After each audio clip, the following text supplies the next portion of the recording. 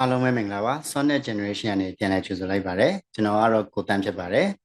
ကျွန်တော်တို့ဒီတစ်ပတ်အတွက် market analysis တွေကိုကျွန်တော်မျှဝေပေးသွားမှာဖြစ်ပါတယ်အားလုံးပဲဆက်ပြီးတော့မှ chat တွေကိုလေ့လာကြည့်အောင်ပါနော်အခုကျွန်တော်တို့ရွှေချက်ကိုလေ့လာကြည့်မယ်ဆိုလို့ရှိရင်နော်အဲ့တော့ပြီးခဲ့တဲ့တစ်ပတ်ကကျွန်တော်တို့ခံမှန်းထားခဲ့တဲ့ဈေးတန်းပေါ့နော်ခံမှန်းထားခဲ့တဲ့ဈေးတန်းကတော့1600နဲ့10ပတ်ချလေးပေါ့နော်အဲ့တော့အခုအဲ့1610ကိုရောက်ဖို့ရအတွက်ကျွန်တော်ဘယ်လောက်မှမလိုတော့ပါဘူးเนาะအဲ့တော့ဒါပြီးခဲ့တဲ့တစ်ပတ်ကကျွန်တော်သုံးသပ်ထားခဲ့တဲ့လမ်းကြောင်းကိုတော့ဒါကမ္ဘာရွှေဈေးကရောက်လာပြီဆိုတော့ကျွန်တော်နောက်ထပ်ဆက်ပြီးတော့များဆင်းနိုင်သလားပေါ့เนาะအဲ့ဒါလေးနည်းနည်းလေးကျွန်တော်ထပ်ပြီးစဉ်းစားဖို့ရှိပါတယ်ဆိုတော့ဒီ1610ရဲ့အောက်မှာတော့ကျွန်တော်တို့နောက်ထပ်ဘယ်နေရာရှိနိုင်လဲဆိုလို့ရှိရင်ဒီနေရာလေးရှိပါမယ်ဒါဒီနောက်ထပ် support zone တစ်ခုပေါ့1555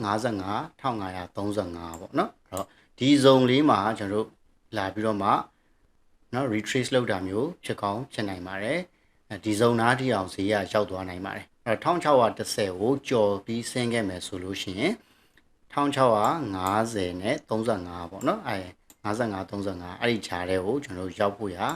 အဲ့ဒီထီအောင်ရောက်ဖို့ရအလားအလာရှိပါတယ်နောက်ထပ်လည်းဆက်ပြီးကြဖို့ရကျွန်တော်ကတော့ပို့ပြီးတော့မှတွေ့ရပါတယ် volume အနေထားတွေရဟောเนาะအဲ့တော့ market ရဲ့ direction က1600အောက်ထဲထိအောင်ရောက်သွားဖို့ရရှိပါတယ်သို့တော့ retrace လုပ်နိုင်တာလေးတွေကိုတော့တစ်ချက်သတိထားဖို့လိုအပ်ပါတယ်เนาะဆိုတော့ဒီမှာလက်ရှိကျွန်တော်တို့1610ပေါ့เนาะ1610လောက်ကိုရောက်ပြီးပြီဆိုလို့ရှိရင်တော့retrace လုပ်တာမျိုးတွေရှိနိုင်ပါတယ်နော်အဲဒီကနေမှတစ်ဆင့်ချင်းစီအောက်ထီအောင်ဆက်ဆန်းတာမျိုးဖြစ်နိုင်ခြေရှိပါတယ်ဆိုတော့ trend ရလဲဒါရှိမှပြီးခဲ့တဲ့ဗီဒီယိုမှာလည်းကျွန်တော်ပြောခဲ့ပြီးပါပြီเนาะပြီးခဲ့တဲ့တစ်ပတ်တုန်းကလည်းဆိုတော့အချက်လက်အားလုံးကတော့အဲ့ဒီတိုင်းပဲဆက်ရှိနေတုံးပဲမို့လို့ပါနောက်တစ်ခုကကျွန်တော်လာမဲ့ဟောပေါ့နော်9ရက်နေ့ဒီကျွန်တော်တို့ non farm payroll data ထွက်မဲ့နေ့ဖြစ်ပါတယ်အဲ့ဒီအတွက်ကြောင့်မလို့အဲ့ဒီရက်ကြာမှဘုံနဲ့ထိုးဆင်းတာမျိုးဖြစ်နိုင်ပါတယ်เนาะအဲ့တော့ဒီနေ့1610ပတ်ချလေလောက်ကိုရောက်ပြီးတဲ့အချိန်မှာအပေါ်ကိုနည်းနည်းလေး retrace ပြန်လုပ်မလားပေါ့เนาะအဲ့ဒါလေးကျွန်တော်တို့ဖြစ်နိုင်ခြေရှိတာ retrace လုပ်ပြီးတော့မှကျွန်တော် non farm payroll ရက်ကြာမှအောက်ထီအောင်ဆက်ဆင်းတာမျိုးလည်းဖြစ်သွားနိုင်ပါတယ် Okay DXY ကိုကြည့်မယ်ဆိုလို့ရှိရင်တော့ DXY chart ကနော်ပြီးခဲ့တဲ့တစ်ပတ်ကကျွန်တော်ဆွဲထားတဲ့ channel line ကိုတော့ break out ဖြစ်သွားပြီဆိုတော့ကျွန်တော် monthly လောက်နဲ့ကြည့်မှနော်monthly chart နဲ့ကြည့်လိုက်တဲ့အချိန်မှာ120မှာကျွန်တော်တို့ဒီမှာ120.31ပေါ့နော်အဲ့ဒီမှာသွားပြီးတော့မှ resistance level လေးတစ်ခုတွေ့ရပါလေဆိုတော့ဒီထိအောင်ဆက်ပြီးသွားမဲ့အနေအထားဖြစ်နေပါတယ်နော်သူ့ရဲ့ momentum ကအားကောင်းနေတာကြောင့်မလို့ပေါ့နော်အဲ့တော့ဂျားထဲမှာလည်းဒီနေ့အတွက်က data ပိုဝဲစကားပြောဖို့ရရှိတယ်ဆိုတော့ဒီစကားပြောပြီးတဲ့နောက်မှာအနေငယ်ပြန်ကြတာမျိုးဖြစ်ကောင်းဖြစ်နိုင်တာပေါ့နော်သို့တော်လည်းပဲကျွန်တော်တို့ TA ရကတော့အောက်ကိုနည်းနည်းဆက်သွားဖို့ရမြင်သေးတယ်ရှိသေးတယ်လို့ပဲကျွန်တော်တို့ပြောပြလို့ရမှာပါเนาะအဲ့တော့ပြီးခဲ့တဲ့ analysis အတိုင်းမှာပဲတိတ်ပြီးတော့ trade to ပြောင်းလဲမှုမရှိသေးဘူးကျွန်တော်တို့ခံမှန်းထားတဲ့ target အတိုင်းဆက်ပြီးသွားနေတယ်ဆိုတော့ဒုတိယ target ဖြစ်တဲ့1555နဲ့1535ပေါ့เนาะအဲ့ဒီဝန်းကျင်ထိအောင်သူတို့တအီးနဲ့ပဲသွားမလားเนาะ retrace တွေလုပ်ပြီးတော့မှပဲသွားမလားဆိုတော့ကျွန်တော်တို့စောင့်ကြည့်ရမှာဖြစ်ပါတယ်ဆိုတော့ဒီတစ်ပတ်ကတော့เนาะရွှေအနေနဲ့ကတော့ကျွန်တော်တို့က target ကိုစောင့်နေတာ target ကိုရောက်လူဖြစ်နေပါပြီเนาะအဲ့တော့1616ဆိုတော့ဒါတနည်းအားဖြင့်တော်တော်ကြီးကိုအနည်းဆုံး14ထိအောင်ကြာထားခဲ့ပြီเนาะခုနကဆိုတော့14ထိအောင်ရောက်ထားခဲ့ပြီဆိုတော့ဒါကျွန်တော်တို့ first target ကိုရောက်ပြီလို့တော့ပြောလို့ရတယ်ဆိုတော့ဒုတိယ second target အနေနဲ့တော့ကျွန်တော်တို့ဒီမှာခုနကပြောတဲ့1550ဈေးတန်းပေါ့เนาะအဲ့ဒီဝန်းကျင်လောက်ကိုသွားဖို့ရကိုပဲစောင့်ရမယ်ဆိုတော့ရွှေနဲ့ပတ်သက်ပြီးတော့ trade to အများကြီးထပ်ပြီးကျွန်တော်တို့စဉ်းစားစရာတော့မရှိတော့ဘူးဒီ target ကိုပဲစောင့်မယ် retrace လုပ်တဲ့ဟာကိုကျွန်တော်တို့ဒီတိုင်းပဲထိုင်စောင့်မယ်ပေါ့နော်အပေါ်မှာ entry ဝင်မို့ရအတွက် setup ရမယ်ဆိုလို့ရှိရင်တော့ အယောင်အတွက်ကိုပြန်စောင့်တာမျိုးဖြစ်ဖြစ်လောက်အောင်ပါပေါ့နော်နောက်တစ်ခုကတော့ကျွန်တော် AUD JPY ပေါ့နော်ဒီနေရာမှာကျွန်တော်တစ်ခုပြောချင်တာကပေါ့နော်ကျွန်တော်တို့ဒီ chat တွေအားလုံးကိုလိုက်ပြီးတော့ကြည့်လာဆိုရင်ပထမဦးဆုံးအနေနဲ့ကြည့်လိုက်ပါတယ် chat တွေအားလုံးကိုသို့တော့အဲ့ဒီ chat တွေအားလုံးတွေကနေကျွန်တော်တို့အလုပ်လုပ်မဲ့ collection ပေါ့နော် collection တွေကိုကျွန်တော်က3 pairs 4 pairs လောက်ထည့်လိုက်တယ်ထည့်ပြီးတော့မှအဲ့ဒီထဲကနေမှကျွန်တော်ကအကြိုက်ဆုံး2 pair 3 pair လောက်ကိုနော်ပြန်ပြီးတော့မှ2 pair လောက်ကိုပြန်ပြီးတော့မှကင်နေအယောင်းဝယ်လုပ်တယ်ပေါ့ဆိုတော့ဒီနေရာမှာကိုယ့်ရဲ့ entry ပြီးသွားလို့ရှိရင်တော့မှကျွန်တော်တို့ဒီကို analysis လုပ်ထားတဲ့ base ကိုပဲဘယ်နေရာမှာ entry setup ရအောင်မလဲဆိုတာကိုကျွန်တော်ကထပ်ပြီးတော့မှစဉ်းစားတယ်ဆိုလိုချင်တာကဗျာအောင်မြင်ပြီးသားလုပ်ငန်းတစ်ခုနော်ကိုယ်နဲ့ယင်းနှီးကျွမ်းဝင်ပြီးသားလုပ်ငန်းတစ်ခုအောင်မြင်ပြီးသားလုပ်ငန်းတစ်ခုမှာပဲ invest ထပ်ပြီးတော့မှလုပ်တယ်ဆိုတဲ့သဘောမျိုးပဲအဲ့တော့နောက်ထပ် base တွေမှာကျွန်တော် entry setup ရှာတာပေါ့သို့တော့ကို entry ဝင်ထားပြီးသား base ကိုပဲ analysis ကိုပို့ပြီးတော့မှလုပ်တယ်ပြီးလို့ရှိရင်အဲ့ဒီအတိုင်းကိုပဲကျွန်တော်တို့ကထပ်ပြီးတော့မှ entry ဝင်မှုရာအတွက်နေရာထပ်ရှာတယ် management လုပ်ရပါတယ်ဆိုတော့ဒီပုံစံအတိုင်းလေးသွားတာဖြစ်တဲ့အတွက်ကြောင့်မလို့ကျွန်တော်အနေနဲ့ကတော့ဒီနေ့ရွှေနဲ့ပတ်သက်လို့ရှိရင်လည်းပဲ trade to ကြီးအများကြီးထပ်ပြီးစဉ်းစားစရာအကြောင်းမရှိတော့ဘူးဆိုတော့နောက်တစ်ခါကျွန်တော်နည်းလေးသဘောကျနေတဲ့ pairs လေးရှိပါတယ်เนาะအဲ့ဒါကဘာလဲဆိုလို့ရှိရင်ကျွန်တော် AUD JPY AUD JPY pairs ကိုကျွန်တော်အကြဘက်ကိုနည်းနည်းလေးသဘောကျတယ်เนาะအဲ့ဒါကျွန်တော်ဒီမှာသူ့ကိုလည်း monthly chat လေးနဲ့ကြည့်မယ်သို့မဟုတ်ကျွန်တော် daily chat နဲ့weekly chat နဲ့ကြည့်လိုက်မယ်ဆိုတော့သူဒီကျွန်တော်တို့ resistance နေရာကိုရောက်ပြီးတော့မှပြန်ပြီးတော့မှကျလာခဲ့တာဆိုတော့ RC တော့မပေါ်ခဲ့ဘူးဒီတိုင်းပဲပြန်ကျလာတာအဲ့တော့နောက်တစ်ခါကျွန်တော်အောက်ကနေပြီးတော့မှကြည့်ရင်ဒီမှာ ascending channel လေးတစ်ခုတွေ့ရလိမ့်မယ်ဆိုတော့ ascending channel ထဲမှာပဲရှိသေးတယ် channel ရဲ့ middle channel line ကိုတော့ဖောက်ပြီးတော့မှဆင်းလာပြီဆိုတော့အနည်းဆုံးအနေနဲ့ကျွန်တော်တို့ support resistance ကဒီနေရာလေးဖြစ်မှာပေါ့ support zone ဒီเนาะဒီနားလောက်ထိအောင်ဆက်ပြီးတော့သွားနိုင်တယ်တနည်းအားဖြင့်ကျွန်တော်တို့ lower channel line ထိအောင်ဆက်ပြီးတော့မှအကျရှိနိုင်သေးတယ်လို့ကျွန်တော်တို့ခံမှန်းလို့ရတယ်ဆိုတော့ဒီ base လေးကိုကျွန်တော်တို့ပြန်ပြီးတော့မှ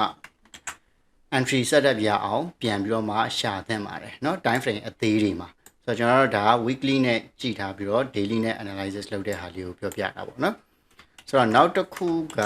ကျွန်တော်တို့ AUD NZD chart ပါ AUD NZD ဆိုတော့ AUD NZD ဒီလည်းပဲဒါ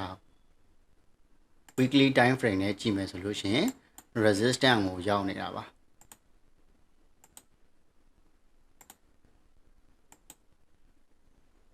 resistance zone ကိုရောက်နေတာဖြစ်တဲ့အတွက်ကြောင့်မလို့ဒီ zone ထဲမှာကျွန်တော်တို့ဒီတစ်ပတ်ထဲမှာများ RC လာပေါ်နိုင်သလားပေါ့နော် daily ကိုကျွန်တော်ဆက်ကြည့်အောင်ဆိုတော့သူကလည်း channel ရဲ့ resistance channel line ကိုလာပြီးတော့နော်ဖောက်ဖို့ရအတွက်စမ်းသပ်ထားတယ်ပြီးတော့ bounce ဖြစ်ထားတယ်ဆိုတော့အကျဘက်ကိုဆက်သွားမလားစဉ်းစားစရာပါအဲ့တော့အောက်မှာကလည်းဒီမှာကျွန်တော်တို့ support zone ကြီးတစ်ခုရှိတယ်sorry ဒီမှာ support zone တစ်ခုရှိတယ်ကျွန်တော်ခရမ်းရောင်နဲ့ဆွဲထားတဲ့ zone အဲ့တော့အဲ့ဒီ zone နားထိအောင်များဆက်ကြမလားပေါ့နော်ဒီလိုမျိုးများကြပြီးတော့အပေါ်ကိုဆက်သွားမလားသို့မဟုတ်ဒီကနေပဲအောက်ကိုဆက်ပြီးတော့မှပဲဆင်းသွားမလားဆိုတာကျွန်တော်နည်းနည်းလေးစောင့်ကြည့်ရမယ်ဆိုတော့ဒီ base လေးကိုကျွန်တော် time frame အသေးမှာကိုယ့်အတွက် setup ရနိုင်မလားဆိုတာလေးကိုကျွန်တော်နည်းနည်းလေး try ကြည့်သင့်ပါတယ်နော်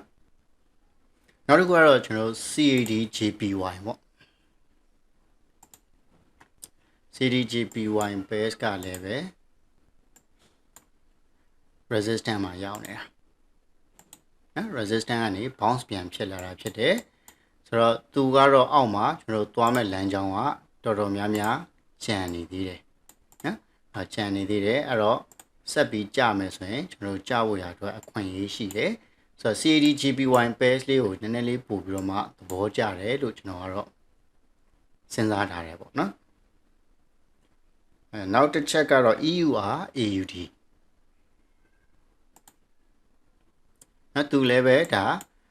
trend line အသေးပေါ့နော် inner trend line နဲ့ကကျွန်တော်တို့ trend line ကိုလာပြီးတော့မှထိနေတဲ့နေရာဖြစ်တယ်ဆိုတော့ဒီနေရာလေးမှာကျွန်တော်တို့အတွက် RC လေးများရနိုင်မလားเนาะဒီကနေ bounce ဖြစ်ပြီးတော့မှအောက်ကိုသွားမယ်ဆိုရင်ကျွန်တော်သွားစရာအများကြီးကျန်နေသေးတယ်အဲ့တော့ဒီထဲမှာအခုကျွန်တော်ပြောတော့တာ AUD JPY ရှိမယ် AUD NZD ရှိမယ် CAD JPY ရှိမယ် EUR AUD ရှိမယ်เนาะအဲ့တော့တခြား pairs တွေလည်းပဲရှိနိုင်ပါတယ်သို့တော့ကျွန်တော်မျက်စိနဲ့တွေ့တဲ့ဟာလေးကတော့ဒီ၄ pairs ပေါ့เนาะဒီ၄ pairs ကိုကျွန်တော်တို့အခုနောက်ဆုံးပြောတဲ့ EUR AUD ဆိုလို့ရှိရင်အကြဘက်ကိုဆက်ပြီးတော့သွားနိုင်ခြေရှိတယ်လို့ကျွန်တော်ကတော့သုံးသပ်တယ်အကြဘက်ကိုပြန်သွားနိုင်တယ်ပေါ့နော်လောလောဆယ်ကအတက်ကိုသွားထားတာဖြစ်နေတယ်ဆိုတော့အကြဘက်ကိုဆက်သွားနိုင်တယ်နောက်တစ်ခုက CADGPY နော် CADGPY ခုနကပြောခဲ့တဲ့အောက်ကိုဆက်ပြီးကျဖို့ရရှိသေးတယ်လို့ကျွန်တော်ကတော့သုံးသပ်ပါတယ်နောက်တစ်ချက်က AUD NZD နော် AUD NZD ကလည်းဒါ resistant weekly resistance ကိုရောက်နေတာရော channel resistance ကိုရောက်နေတာရောဖြစ်တဲ့အတွက်အောက်ကိုကျနိုင်တယ်သို့တော့သူ့ကိုတော့ကျွန်တော်အများကြီးအကျမမှန်းထားဘူးကျွန်တော်တို့ဒီ zone လောက်ထိအောင်ပဲ retrace လုပ်တာမျိုးဖြစ်ပြီးတော့မှအပေါ်များဆက်တက်မလားလို့ကျွန်တော်တော့သုံးသပ်ပါတယ်နော်နောက်တစ်ခုကတော့ AUD JPY ဆိုတော့ AUD JPY လည်းပဲအောက်ကိုဆက်ကျဖို့ရအတွက်အများကြီးကျန်နေသေးတယ်အကျဘက်ကို bias ဖြစ်ပါတယ်ပို့ပြီးတော့မှသဘောကျတယ်နော် okay အဲ့တော့ဒီနေ့ဒီတစ်ပတ်ကတော့ကျွန်တော်တို့က trade 2အများကြီး analysis ကထူးထူးခြားခြားကြီးလုပ်စရာမရှိဘူးDXY ကလည်းခုနပြောခဲ့ပါတယ်เนาะ120လောက်ထိအောင်ဒီတစ်ပတ်ထဲမှာဒီလထဲမှာရောက်သွားနိုင်တယ်ဒီလထဲဆိုရင်တိတ်တော့မကြံတော့ဘူးပေါ့เนาะဆိုတော့တိတ်မကြံတော့ဘူးနောက်3-4ရက်ဆိုလို့ရှိရင်ကျွန်တော်ကလကုန်ပြီပေါ့เนาะအဲ့တော့3ရက်ဆိုရင်လကုန်ပြီဆိုတော့လက်ရှိကတော့ဒါသူ့ရဲ့ momentum ကအတက် momentum တွေပဲဖြစ်နေပါသေးတယ်